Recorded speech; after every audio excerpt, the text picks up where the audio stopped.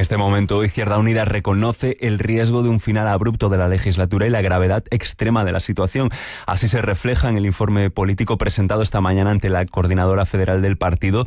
En él se pide convertir la indignación en medidas radicales contra la corrupción, pero también medidas sociales, no aminorarse y avanzar en reformas que justifiquen la continuidad de la coalición. Antonio Maillo, coordinador federal de Izquierda Unida, buenas tardes.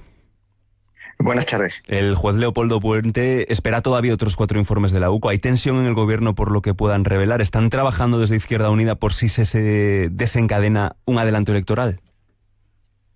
En Izquierda Unida estamos en un análisis de lo que es quizás la crisis más grave de esta legislatura, pero creo que hay que hacerlo con sosiego y con mucha firmeza. Sosiego es esperar la información y actuar en función de toda la transparencia que tenga el asunto y el caso, y sobre el que no se puede ocultar absolutamente nada. Y en segundo lugar, creo que aquí hay un momento en el que el Partido Socialista tiene que hacer una lectura, no solo de limpieza dentro de lo que es la clave interna de su organización, sino de convertir, como nosotros planteamos, que no haya una tentación conservadora a volver al bipartidismo, sino que sea una oportunidad para seguir avanzando en la estructura, en los cambios estructurales que necesita nuestro país. ¿La debilidad del PSOE puede ser positiva para la izquierda?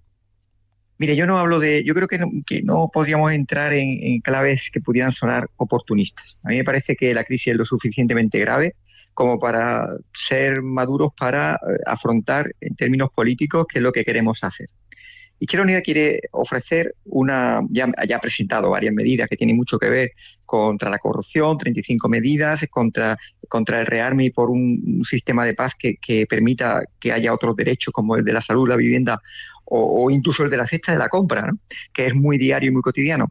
Y, por tanto, se trata de ver la orientación que tenga el gobierno. Yo creo que en estos momentos lo que hay que hacer es que, desde luego, desde nuestra posición de partido de izquierda, es que hay que dar un giro a la izquierda, hay que posicionarse como un gobierno que, lejos de amilanarse o bunkerizarse en el lamento, convierta la indignación en iniciativa legislativa, y sobre lo que vamos a empujar. Nosotros no empujaríamos en una clave defensiva o conservadora o conspiranoide. Yo creo que es importante que, según la salida que tenga el gobierno, así creemos que puede tener duración o no. Se está hablando de una nueva etapa en la legislatura. La carta de Sánchez a la OTAN rechazando el aumento del gasto militar al 5% del Producto Interior Bruto, ¿puede ser un primer ejemplo de esa nueva etapa? Hay una nueva etapa, sin lugar a dudas. Comparto ese análisis. Hay un antes y un después en la legislatura. Esto es un reinicio que tiene que plantearse, y la carta de negativa al 5% encaja dentro de lo que Izquierda Unida apuesta, pero no debemos olvidar que no se trata del 5%, tampoco del 3% ni del 2%, pero es evidente que es una carta que no supone un amilanamiento o un retraimiento respecto a un sentimiento de debilidad que pudiera convertirse en asumir tesis políticas de otros. A mí me parece que va en buen camino, pero no olvidemos que la clave de la política de desarme no es solo no aceptar el 5%, que simplemente supondría la ruina de todo nuestro país, porque no es sostenible. Yo le hago un ejemplo que lo van a entender los oyentes de Radio Nacional. Durante los 47 años que llevamos, desde la Constitución de 1978, se ha aspirado a conseguir el 5% del Producto Interior Bruto en educación, y no lo hemos conseguido todavía. Por tanto, para que se haga una idea la sociedad de cuál sería la repercusión sobre ese 5%, ahí están los datos. Y, entre otras cosas, no podemos no solo rechazar el 5%, tampoco el 3%, tampoco el 2%, porque de lo que se trata es de construir un sistema de seguridad que sea un sistema de seguridad de cooperación, de construcción de la paz, y no de construcción de una nueva guerra fría a la que nos quiere llevar Trump y los gobiernos de corte fascista de la Unión Europea. Y ahora más, señor Maillo, revisando ese informe político, ustedes defienden interlocución propia dentro de la coalición. ¿Cuál es la situación de Izquierda Unida dentro de Sumar? ¿Qué futuro tiene la plataforma? Lo digo porque Compromís tiene ese debate el lunes.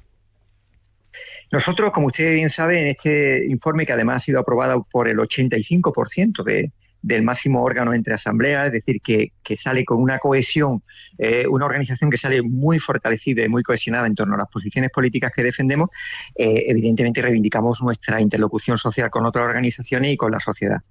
confiamos en seguir construyendo espacios unitarios, pero Izquierda Unida es una organización autónoma que comparte grupo parlamentario con otras organizaciones, pero que no se somete a los dictámenes de otras. Dicho esto, ¿qué pensamos respecto a otras organizaciones que están desarrollando esas reflexiones? Que yo creo que somos más fuertes si vamos unidos, cada uno desde el respeto a su singularidad y su función, así como a su propia autonomía e interlocución social. Pero evidentemente desde la unidad podemos construir y podemos tener mucha más incidencia para repercutir en el gobierno. La reflexión que yo hago es la siguiente: al día siguiente, en el caso de que decidan salirse, ¿cuál es la hoja de ruta que pueden tener con 2 diputados o con 1? ¿Es la misma que si tenemos 27 o 28 diputados? Pues evidentemente no, para condicionar el gobierno y la orientación que debe tener de profundización en la democratización del Estado, que creo que es clave en esta nueva etapa legislativa y en la lucha contra la corrupción. Pues ahí queda la reflexión. Más juntos si van unidos. Antonio Maillo, coordinador federal de Izquierda Unida, gracias por atender la llamada del 14 horas de Radio Nacional de España. Muchísimas gracias a vosotros.